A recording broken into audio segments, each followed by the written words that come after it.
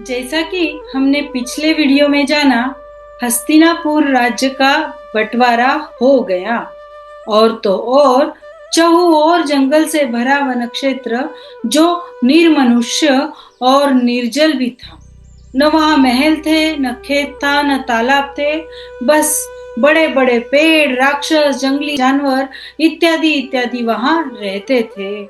ऐसा खंडव क्षेत्र पांडवों ने स्वीकार किया। उन्हें अपनी क्षमता पर पूर्ण विश्वास था। आइए जानते हैं कि आगे क्या हुआ। प्यारे मित्रों, पांडवों ने सभी बड़ों का आशीर्वाद लिया और अपने क्षेत्र की ओर निकलने ही वाले थे, किंतु उन्हें याद आया कि हमें महर्षियों और ऋषि मुनियों को तो पूछना ही रह गया है। फिर उन्होंने ऋषि मुनियों को अपने साथ लिया।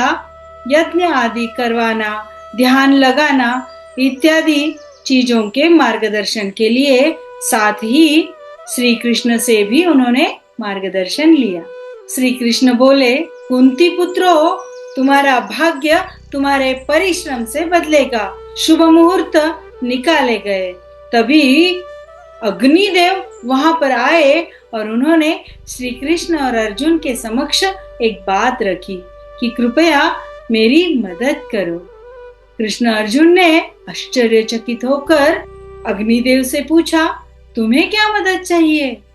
वे बोले, मेरा पेट अग्नि की ज्वालाओं से भरता है, किंतु मैं बड़े दिनों से भूखा हूँ। ब्रह्मदेव ने मुझे कहा है कि केवल और केवल खांडव वन की अग्नि ही मेरा पेट भर सकती है। मुझे खांडव वन जलाकर भस्म करना है, किंतु जैसे ही मैं खांडव वन में आग लगाता हूँ, इंद्रदेव वर्षा कर देते और आग बुझा देते। हे कृष्ण और अर्जुन, मेरी सहायता करो। अर्जुन अग्नि से बोले, हे अग्निदेव, मेरे बाजुओं में ताकत तो है, किंतु ऐसा धनुष नहीं जो मेरे बाजुओं को शोभा दे, और ऐसी तुनीर नहीं जो सदैव बाणों से भरी रहे, चाहे कितना भी मैं उसका उपयोग कर लूं। अग्निदेव ने अपने मित्र वरुण को बुलाया। अग्निदेव की कृपा से अर्जुन को गांडीव धनुष, जो उसका प्रिय धनुष बाद में माना गया है, और 2 अक्षय तुनीर, अर्थात जिसमें बाण रखते हैं उसको तुनीर कहते हैं, तो 2 अक्षय तुनीर प्राप्त हो गए। और इतना ही नहीं, भगवान श्री कृष्ण को चक्र भी उन्होंने प्रदान किया, जिसे हम सुदर्शन चक्र नाम से जानते हैं, और यहीं से हुई अर्जुन के युद्ध जीवन की शुरुआत। अर्जुन ने गांडीव उठाया, तुनीर पीठ पर ले लिए, श्री कृष्ण ने चक्र को उंगली पर धारण किया। अब अग्निदेव ने खांडव वन में आग लगा दी।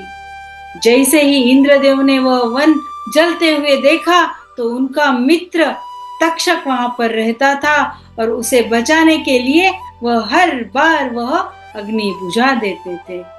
इंद्रदेव ने बरसात की शुरुआत की, किंतु अर्जुन ने बाणों की लादी बनाकर मेघों को उड़ा दिया और वर्षा को रोक दिया। जंगल जलने लगा। राक्षस, नाग, अन्य हिंस्र पशु पक्षी आदि तिलमिला उठे और वे एक साथ अर्जुन पर वार करने निकले। तभी श्री कृष्ण ने सुदर्शन चक्र की सहायता से उन सभी को मार भगाया। तो इस आग से तक्षक बच गया, क्योंकि उस समय तक्षक नाग वहां पर नहीं था, और एक राक्षस भी बच गया, उसका नाम था मायासुर, जो श्री कृष्ण की शरण में आया। श्री कृष्ण ने मायासुर को कहा, मैं तो नहीं, किंतु तुम अर्जुन की शरण में जाओ, अर्जुन तुम्हारी सहायता कर सकते हैं। अर्जुन के पास जैसे ही मायासुर गया, अर्जुन ने उसे बचाया। इस पर मायासुर बोला, मैं मायावी हूँ और मैं देवताओं का वास्तुकार भी रह चुका हूँ। मुझे वास्तुशास्त्र, जिसे हम आज की भाषा में आर्किटेक्ट कह सकते हैं, और यंत्र विद्या का पूरा साइंटिफिक नॉलेज भी मुझे है, मैं आपकी क्या मदद कर सकता हूँ।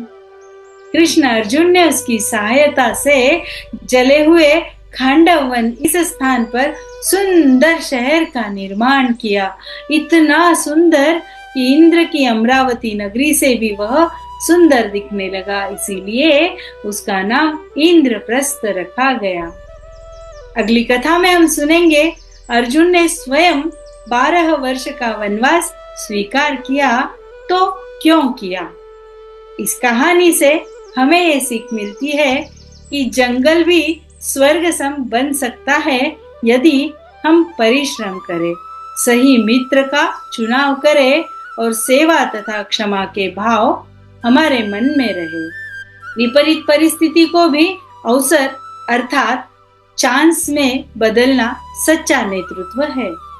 जो हमारी मदद करेगा उसके प्रति हमें कृतज्ञता के भाव रखना ही चाहिए और उसकी मदद करने का विचार सदैव मन में रखना चाहिए, जैसे मायासुर ने अर्जुन की। बुद्धि और निर्माण की शक्ति से युद्ध जीतने जितनी ही बड़ी क्षमता होती है। कल मिलेंगे एक और नई कहानी के साथ। जय श्री कृष्ण।